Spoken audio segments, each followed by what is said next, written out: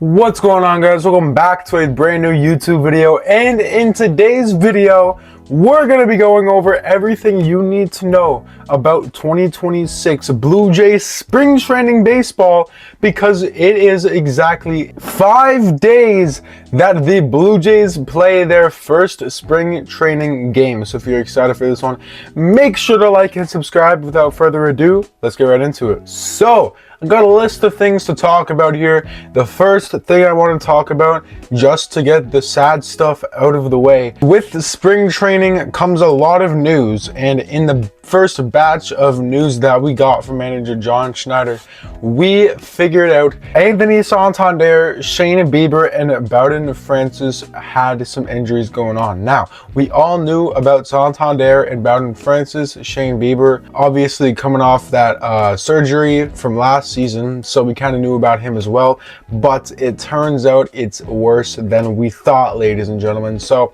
Shane Bieber, he just has some forearm fatigue. Sounds like he's going to be good to go, but John Schneider did say he'll start the year on the IL. For how long, we're not sure. I'm assuming just like 1 to 2 starts.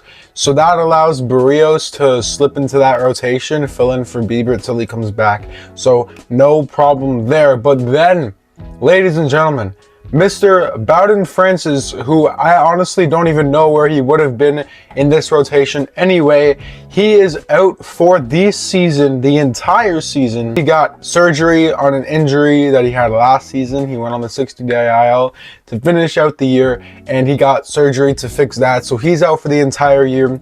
And Anthony Santander, for God knows what reason, waited until the week before spring training to get surgery on an injury he got last season, and will be out for 5 to 6 months until September at least. This season, ladies and gentlemen, was supposed to be Anthony Santander's revenge season, where he would go crazy, bounce back, hit 40 bombs again.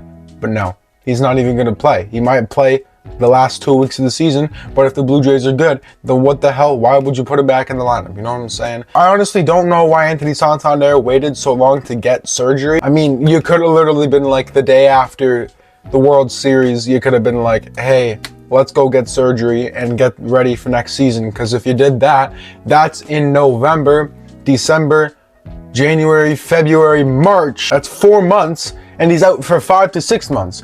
So he would have at least been ready by May. And then you got May, June, July, August, September. You got 5 months of baseball. But instead, you maybe only get 2 weeks. So I really don't know the thought process behind that. But now that we got the sad stuff out of the way, for some people, this is also sad. But for me, you know, it's a good business move. You know what I'm saying? Joey Loperfido, one of the roomies, has been traded to the Houston Astros, back to where he came from, for Jesus Sanchez. Now, a lot of people were wondering why we did this trade, and I honestly don't know. You know what I'm saying? I kind of feel like we just traded Joey Loperfido for Joey Loperfido with more power. Here's the thing about Jesus Sanchez, right? Jesus Sanchez, absolutely god tier against righties. You know what I'm saying? He's a good hitter against righties, but he cannot hit anything off lefties. Absolute dog shit when it comes to that side. But with the help of David Popkins and the hitting staff over on the Toronto Blue Jays, I'm hoping he's able to hit off lefties a little better next season, kind of balance it out and become an even better hitter. Now, for why we traded Joey Loperfido, I'm not too sure. You know what I'm saying? A lot of people are confused. I'm confused along with you guys. It is cool to see Joey Loperfido go back to Houston, but obviously Davis Schneider, I believe Ernie Clement. So sad to see Joey Loperfido go. Do I like this trade? Yes. Again, I don't understand why it happened, but something tells me that Jesus Sanchez is going to be a lot better, and he already brings a lot of pop to this team, whether he gets better or stays the same. So that is tremendous. Ross Atkins said he should be almost an everyday player when facing righties, especially with Santander out now. And Joey Loperfido, we were kind of on the edge, like, is he a bench player? Is he a starter? So I guess now you trade that kind of guy and get a solidified starter, at least for righties. So I like the trade. Again, at the same time, I don't really know what's going on.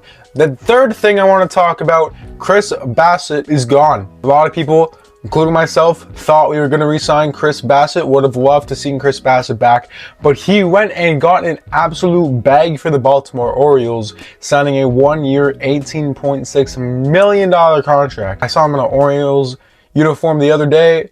It did not look great. I can't even lie. Like orange and black, it just don't make sense. You know what I'm saying? Happy for Chris Bassitt that he got his bag. And it's kind of funny that whenever somebody leaves to go to a new team, they automatically say that they're just going to win the World Series.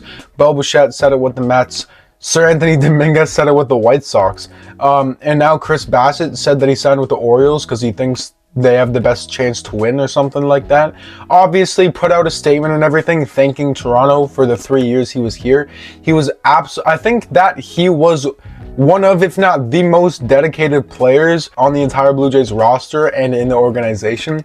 So definitely a big shout out to Chris Bassitt. We'll never forget the legendary postseason run in Game 7 of the ALCS where he retired this side in the 8th inning. Legendary stuff right there.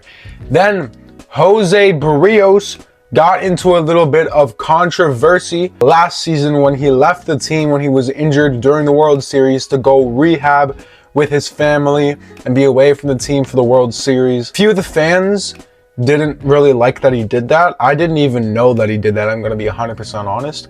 But I'm not sure how the players in the clubhouse felt. He did issue an apology saying that he knows it was a mistake to go back home, but he just wanted to be with his family during his rehab and his injury process, because if you're not going to be playing on the field, then what's the point in staying? That was his mindset, but obviously you want to be there to support your team. I don't really think that there was any bad blood, obviously. Like, I don't really think Vladimir Guerrero Jr. and John Schneider and everybody were like, we hate you now because you left us and you went home with your family while you were injured during the World Series.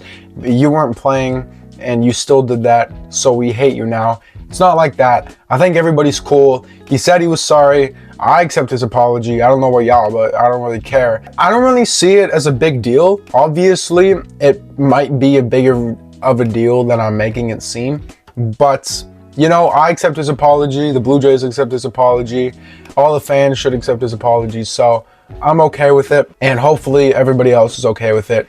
And lastly, I want to talk about the new guys. You know what I'm saying? Cody Ponce, Okamoto, Tyler Rogers, and Dylan Cease. I saw Dylan Cease's bullpen. The first bullpen as a Toronto Blue Jay looked pretty freaking good. Kirk was looking good in that bullpen too. I saw Cody Ponce. He faced Kazuma Okamoto, and Kazuma Okamoto took him deep. Now, to be fair, Cody Ponce did not look like he was throwing 100%. It looked like he was throwing maybe 60 to 70%, maybe 80%. So I think that it's better that Okamoto is doing good off Ponce than if Ponce like struck out Okamoto. And then Tyler Rogers, I think I saw him throw live at bats to Vladimir Guerrero Jr. and actually made him break his bat. So that's pretty cool. George Springer, in his media availability, said that he's one of the nastiest guys that he's ever faced. He can't touch his slider, so that's pretty freaking cool. One last thing to end off today's video, a little sneak diss. Aaron Judge went 1 for 14 during live at-bats with a single, 8 Ks, and almost killed Max Fried. So good luck, Yankees fans. If you enjoyed this one, make sure to like and subscribe. It's been your boy Brandon. I break down the Toronto Blue Jays. I'll see you next time. Peace.